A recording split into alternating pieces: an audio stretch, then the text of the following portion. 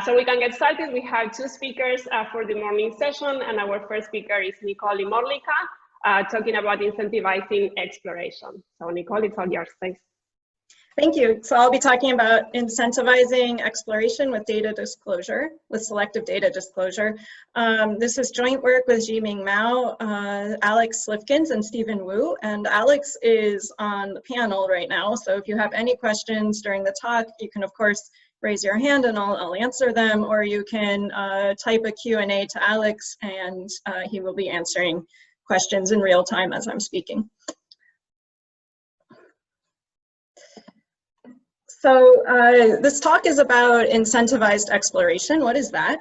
I'm imagining a scenario in which I have a sequence of agents and they're sequentially choosing actions.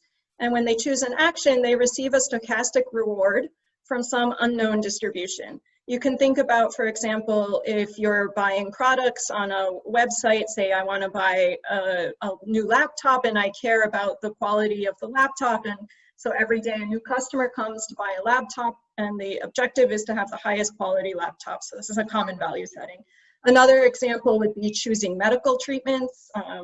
I've been diagnosed with some cancer, say, and I need to pick a course of treatment, and I would like to pick the one with the best health outcomes, and everybody's value for a treatment is the health outcome that it provides. And the interesting thing in these kinds of settings is if there's these choices that the agents are making about what laptop to buy or what medical treatment to undergo, if these choices are coordinated by a principal that can make recommendations and try to steer the society towards the best choices. Another example that I kind of want to have in mind throughout this talk is a recommendation website. So think about Yelp, for example, and this is a screenshot for Yelp in pre-COVID times when I searched for pizza and near Greenwich Village, and I got these two results. So Yelp, in a sense, is also a coordinated principle that's trying to coordinate the actions of the restaurant goers in the city by recommending, say, Arturo's or Prince Street Pizza. And in these sort of settings, there's some trade-offs that the coordinating principal must make. So the principal would like to maximize welfare across all agents. And in order to do so, the principal should trade off between exploitation and exploration. In exploitation, the principal will allow the agents to exploit the information that it's collected thus far in order to make the choice that maximizes their own expected utility. And so this would be the best thing for the agent itself or herself, but the principal also needs to have some sort of exploration in order to understand the values of different choices. And so the principal needs to encourage agents to take infrequently selected choices in order to learn more about them, because maybe they actually are the most valuable choice in the system. And the difficulty here is that the benefits of exploration are only accrued by future agents, resulting in a misalignment of incentives between the principal and the agents. And so in prior work, there's literature that tries to leverage the information asymmetry, or maybe payments, to induce an optimal amount of exploration. So the principal, there's some information asymmetry because the principal observes the outcomes of the prior agents, whereas the current agent does not, unless the principal reveals that information. And as you can imagine, the principal could also alternatively pay agents to explore instead of exploit. In our results that I'm going to discuss today, we're going to introduce a model of incentivized exploration with what I call selective data disclosure. So the platform is going to choose which reviews. So I'm going to assume that every agent that comes receives a reward from the option that they select and posts that reward as a review on the website, say on Yelp, for example, and the platform gets to choose which reviews to display based on when they were written, but not on what they say. So this is the notion of selective data disclosure. So I can decide up front at the beginning of time which data I'm going to disclose to which agents. And also I'm assuming that the reviews truthfully reflect the quality of the experience that the agent has undergone. So that's on the platform side. On the agent side, I'm going to assume that the agents are behavioral agents in that they act, they choose which restaurant to go to or which health treatment to undergo based on the empirical mean of past experiences and the number of times that that experience has been selected.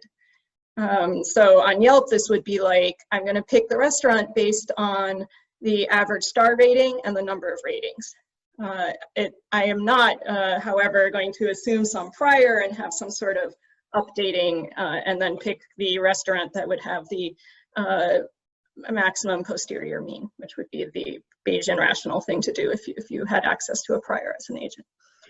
So Nicole, just a clarification. So the fact that the data disclosure does not depend on what the agents say, is that a result or an assumption? That's going to be something that I restrict my model to choose messages from that space. So it's an assumption. It's a restriction on what the principal can do.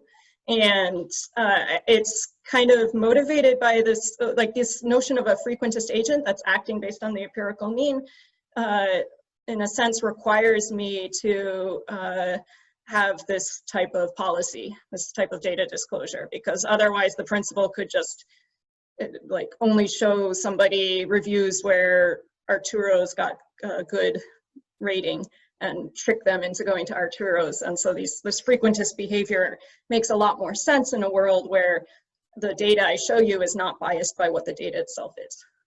Does that make sense? Yeah, one clarification. You said at time 0, the principal decides what to reveal to whom, but is it an anonymous policy, or is he foreseeing the identities of the people who are going to come in the future, or maybe your model will make it more clear? So the agents are, yeah, I'll get into the precise model later, but the agents are homogeneous, like this is a common value thing, so there's no types here.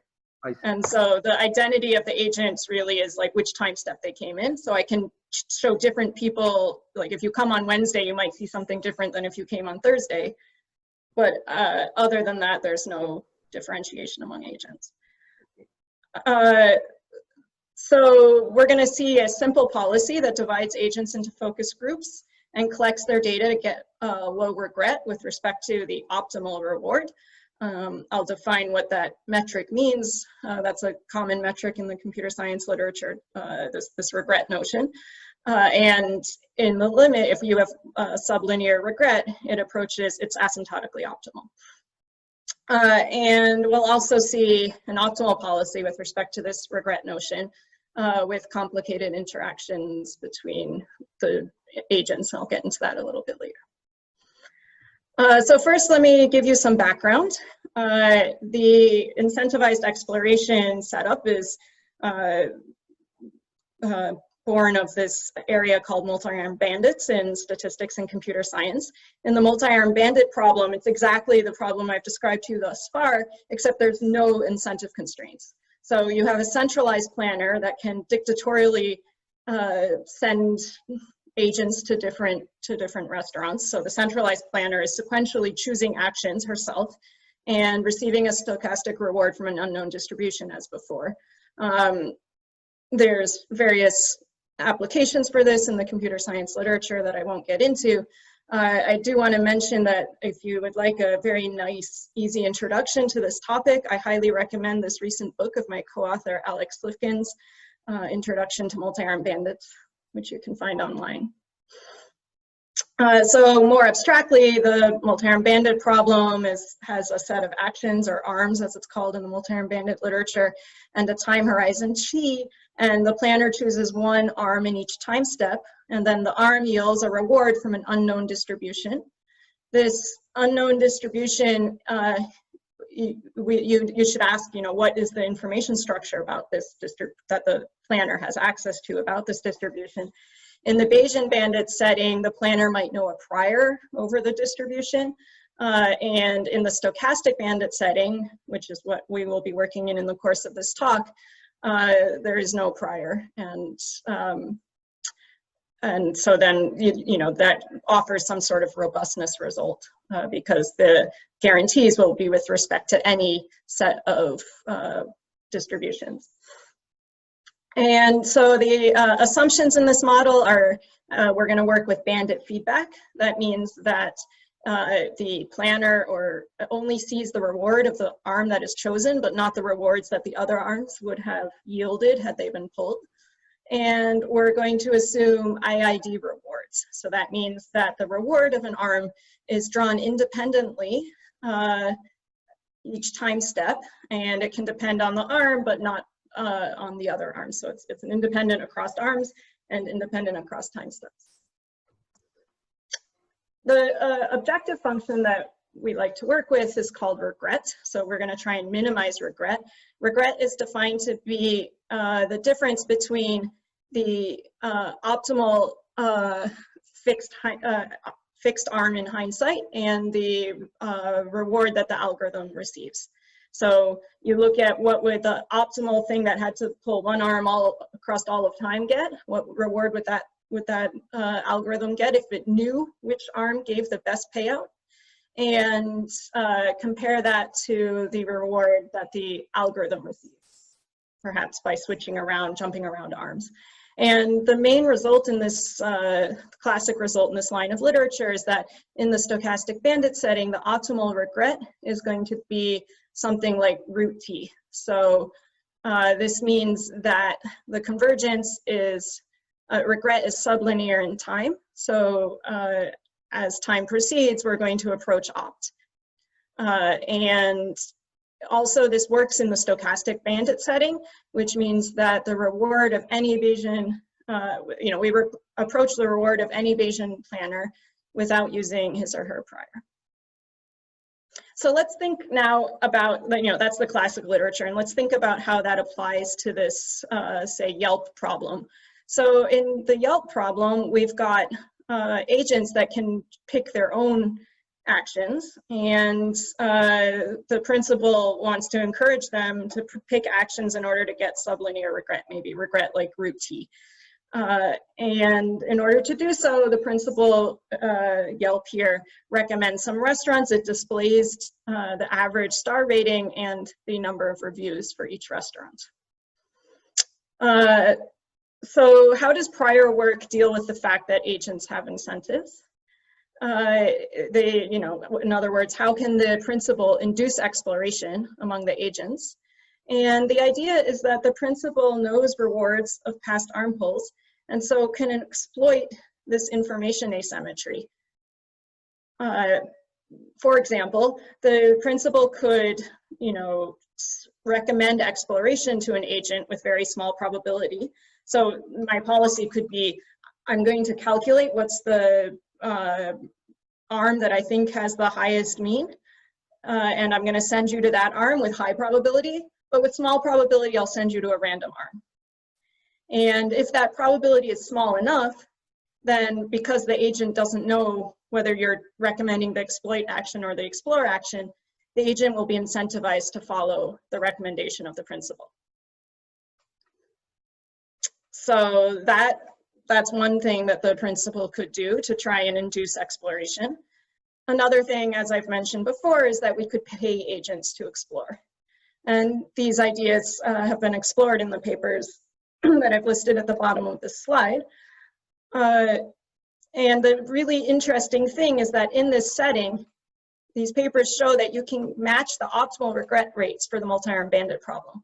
That is, even like in spite of these incentive constraints, you can still do as well as you could in the setting without incentive constraints.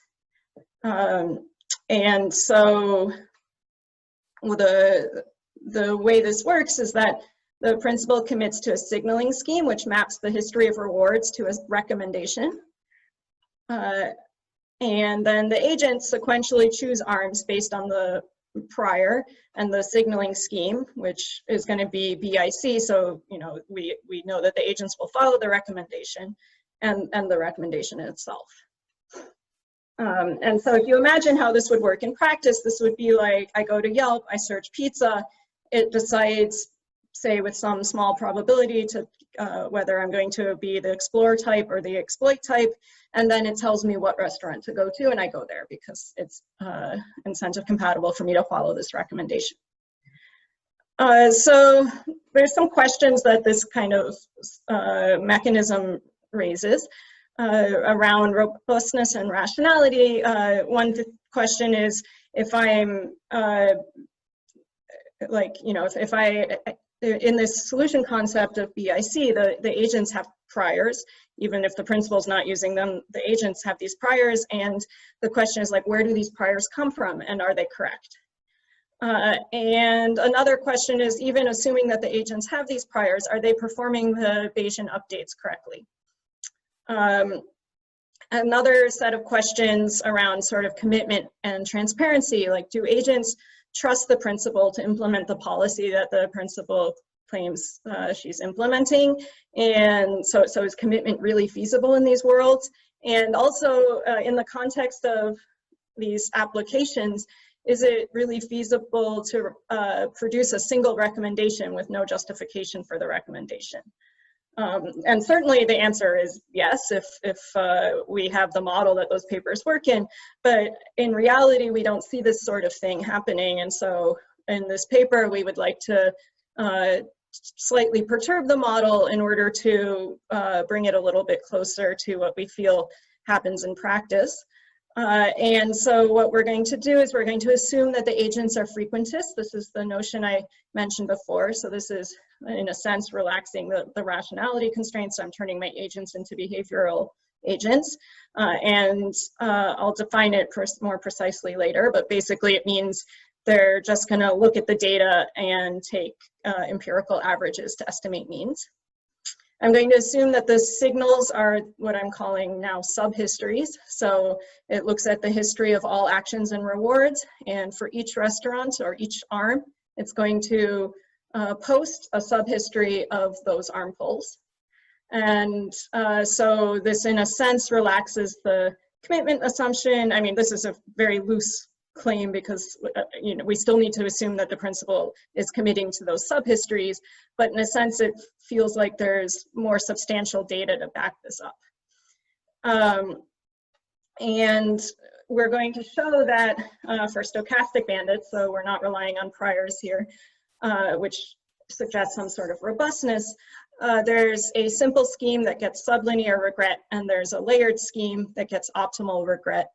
This root T regret I mentioned before. And the main idea is going to be to group agents into focus groups that separately explore the options and in such a way that their data doesn't pollute each other, and this prevents sort of information cascade style problems.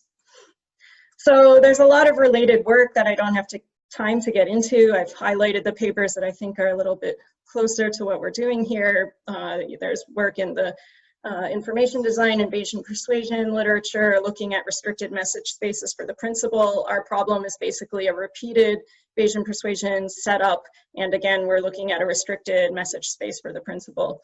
There's the hard information and voluntary disclosure literature, which looks at what if you can only disclose data, but you can't manipulate the data. And then there's a lot of work on rating systems design, which is the motivation for this paper.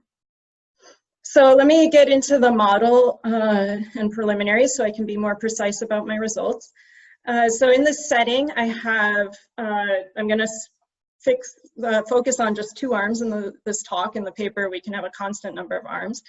The Bernoulli, each arm has is Bernoulli with mean reward mu A, which means that the reward of the arm is 1 with probability mu A and 0 otherwise. And I'm going to assume that these mean rewards are bounded away from 0, say from 1/3 to 2/3. Let's adopt a convention where we label the arms such that arm 1 is the better arm. Of course, the principal doesn't know this. The principal is trying to figure out basically which arm is arm 1. And the agents are going to be indexed by time t. Given a signal, an agent is going to choose an arm and receive a reward that's drawn from the Bernoulli associated with that arm. the principal is going to observe the arm that was selected and the reward that was received for each agent. And the signal that the principal can produce for an agent is a subset of this history. Now, as mentioned before, I'm going to assume agents are frequentists. With this notation, I can now define formally what I mean by frequentist agents. Upon seeing some subhistory, the agents are going to form an estimate of the reward of each arm, the mean reward of each arm.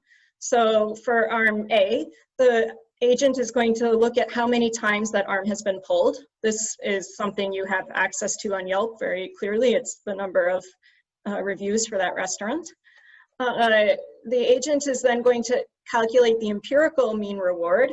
And so this again is the equivalent to the average star rating on Yelp.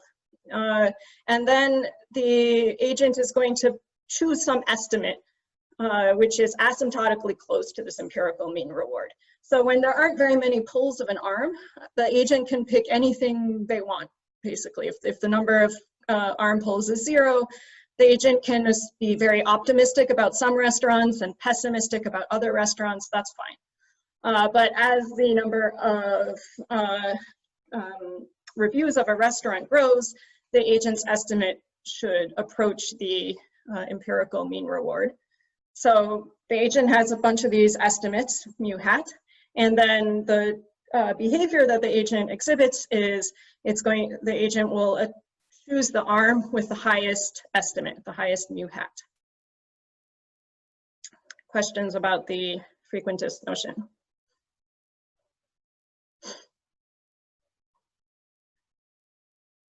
So one thing that might bother you is I had required the mu to be in the interval 1/3, 2/3. So the true mean is bounded between 1/3 and 2/3.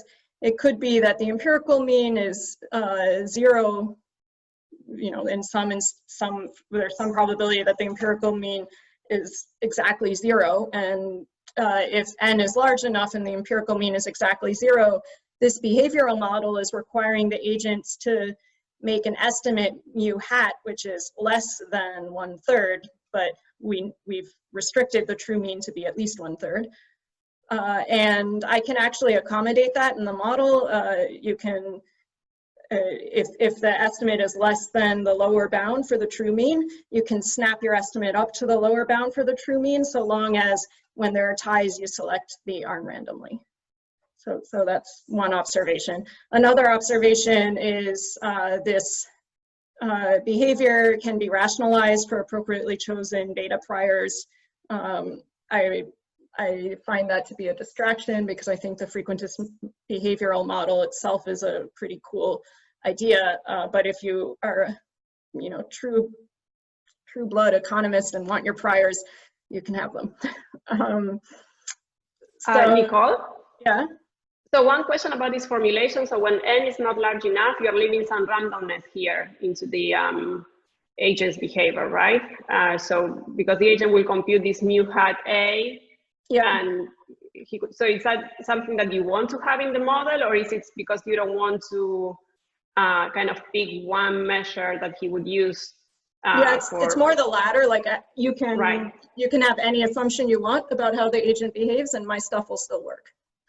Right. So combining the n and the empirical mean, I could have some measure that tells me which one I would pick, and it would be the same. Okay. Yeah.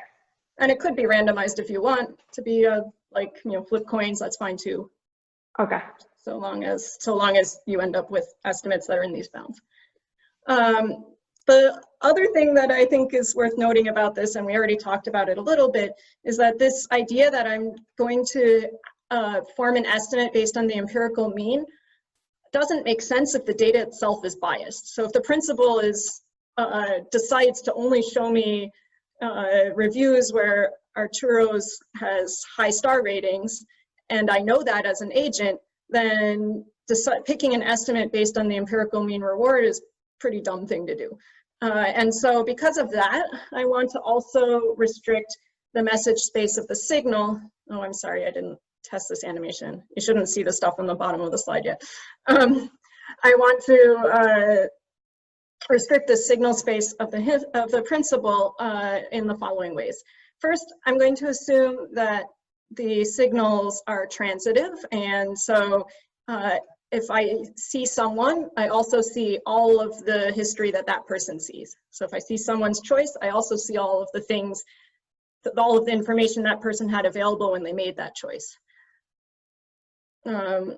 And so that's illustrated in this slide here. The yellow person on the far right there gets to see the person just before them and everybody else as well. And this is nice because it means that I basically see the full history of all rewards in some alternate universe where everybody else that isn't in my path doesn't exist. So for example, if the policy is on Mondays, I'm going to show everybody every review that was entered on a Monday, then this means that there's an alternate universe in which Monday is the only day of the week, and in that alternate universe, I'm seeing the full history.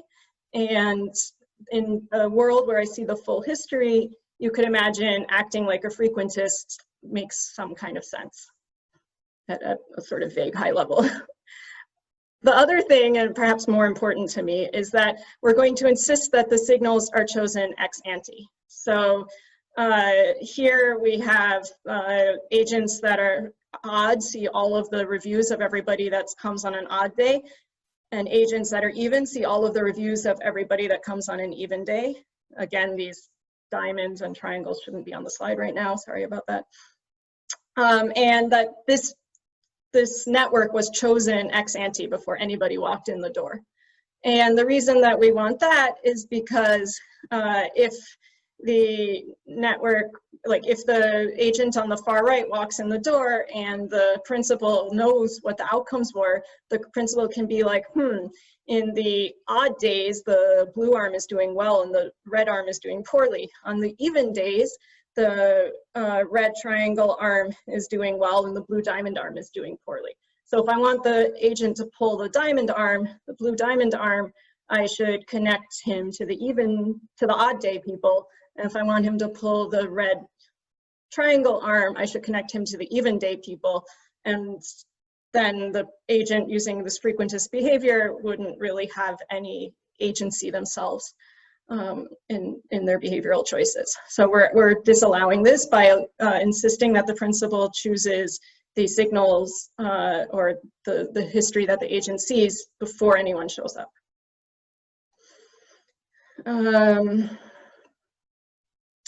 Okay, so I've already discussed why this is transitiveness yields something that looks like full history.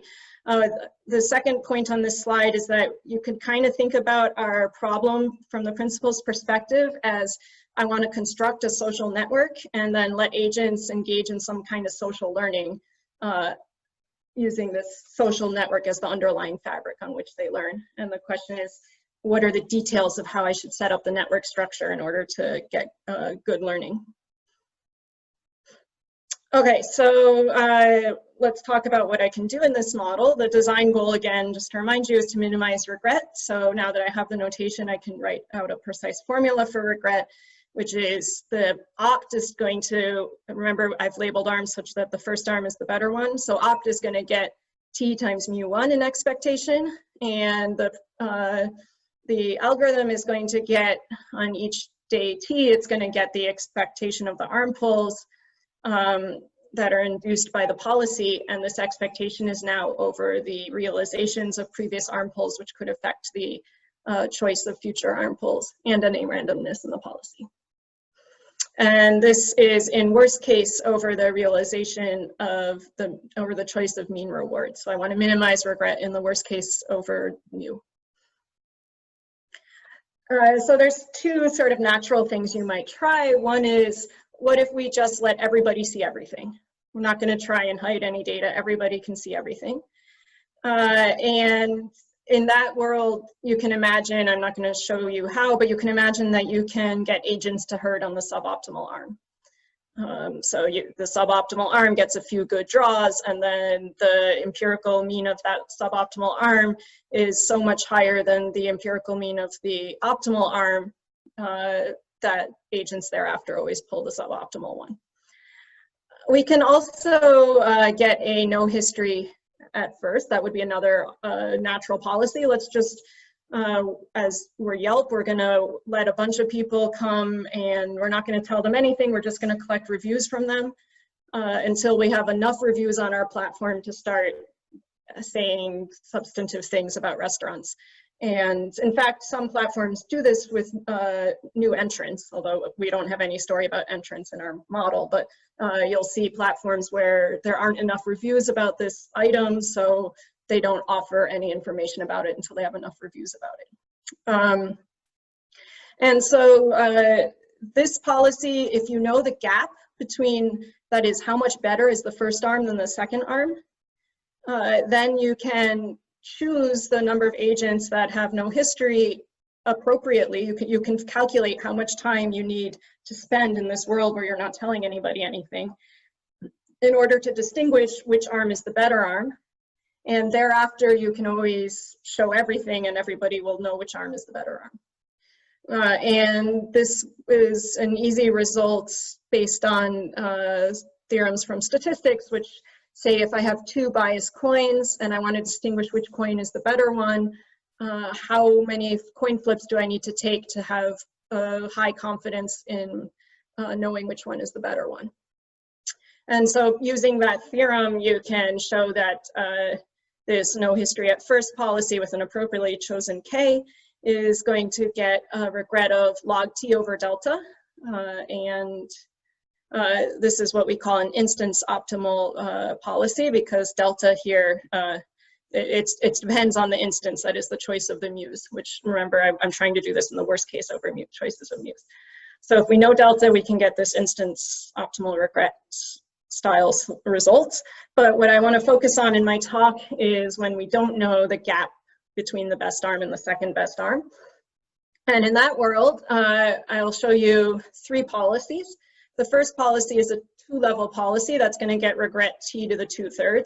For the computer scientists in the audience, that should be a pretty natural bound. That's the bound that you would get in regret minimization when you're not able to adaptively choose whether to explore or exploit. Now, then we're going to see a three-level policy that improves on this by using some sort of adaptive exploration. And then we'll get an FL level policy that approaches the optimal regret by interleaving exploration and exploitation appropriately. And yeah, as I said, in multi-arm bandits, so without incentive constraints, the optimal regret for non-adaptive policies is T to the 2/3, and for adaptive policies is T to the 1/2. And so we are approaching the opt with, even in this world, with these incentive constraints. So let me move on and tell you about the simple policy. Nicole, just to remind you that I'll ask you to wrap up in 5 minutes. Okay. The idea is to combine the full history and the no history at first policies. The full history is going to have, I'm going to have K independent pools of agents that all see all of the data from each other. And this is going to, because of that herding, you're going to get, in some of these histories, the agents are going to herd on the triangle arm, and in some of them, they're going to herd on the diamond arm. And so as a result, you're going to get a lot of arm pulls, a lot of pulls of each geometric shape. And then in level 2, these guys are going to see all the results of all of those arms, and they're going to have so many samples of each arm that they're going to be able to pull the distinguish which is the better arm, so long as the parameters are appropriately chosen. So I'm not going to prove this for you, but you can show that if you get something like T to the 2/3 different groups in level 1, then you can show that the regret is going to be like T to the 2/3. And the intuition here is that the level 1 agents are providing enough exploration by random chance to distinguish the better arm if the gap between the arms is large. So I don't need to know what it is, but I need it to be large. And that's why I get a t to the 2/3 instead of a t to the 1/2. If I want to improve on this, I need some sort of adaptive exploration. And so that's going to be how I move to towards the optimal policy. So one way that you could imagine trying to get adaptive exploration, and that's exactly our 3-level policy, is what if I try to do what I did for 2 levels? What if I do it recursively? So I'm going to have the 2-level policy, I'm going to have many copies of it, and then I'm going to create a 3rd level which combines all the copies. Okay, so why should this work? Why should this do better than just the 2-level policy itself? The idea is that as before, the level 1 agents are providing a lot of exploration. They're pulling a lot, they're creating a lot of arm pulls of the triangle and diamond arms. And then the level 3 agents, the top level agents, as before, are just going to be exploit type agents. They're just going to pull the better arm among everything they see. But the key is that these intermediate level agents, these level 2 agents, now provide adaptive exploration. And even, because of their incentive constraint, they are incentivized to decide to, they adaptively will explore or exploit. And the point is that if there's a clear winner in level 1, then they're going to exploit. But if there's not a clear, if the gap is such that there's not enough samples in level 1 to guarantee a clear winner, then the diamond arm will get lucky in some of the level 1 groups, and the triangle arm will get lucky in other of the level 1 groups. And as a result, the level 2 agents that see a level 1 group where the diamond arm got lucky will pull the diamond arm more and provide more exploration of the diamond arm. And the level 1 agents, the level 2 agents that observe a level 1 group where the triangle arm got lucky will be incentivized by their frequentist behavior to pull the triangle arm, and hence provide more exploration of the triangle arm. And now the level 3 agents get to see a lot more samples of each arm then, and hence have enough information to exploit, so long as the gap is, not too small again. But now the sort of coarseness of the gap structure that we need has been shrunk, so we can handle finer gaps. And that's how we get this t to the 4/7. So I am going to skip the proof, which I basically gave you the intuition for in the interest of time, but let me conclude by talking about how we improve on that even more. So we've seen that, you can do exploration and then exploitation, and even under incentive constraints to get t to the 2/3. We've seen that you can provide some kind of adaptive exploration in order to get t to the 4/7. How do we do better than that? And the idea is that we need to have a separate level, like that middle level in the 3-level policy. I need to have a level L that is targeted towards distinguishing the arms when the gap is delta sub L. So for finer and finer gaps, I'm going to have higher and higher levels that distinguish the arms.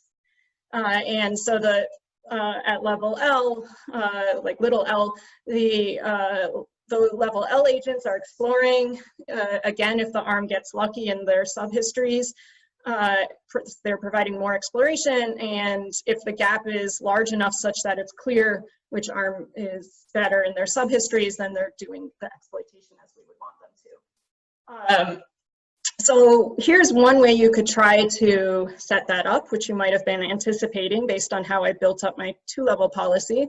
I could create an L-level M-ary tree, and if you should probably be able to imagine that any proof technique I would use for the 3-level tree is going to work for the L-level tree in terms of distinguishing finer and finer gaps.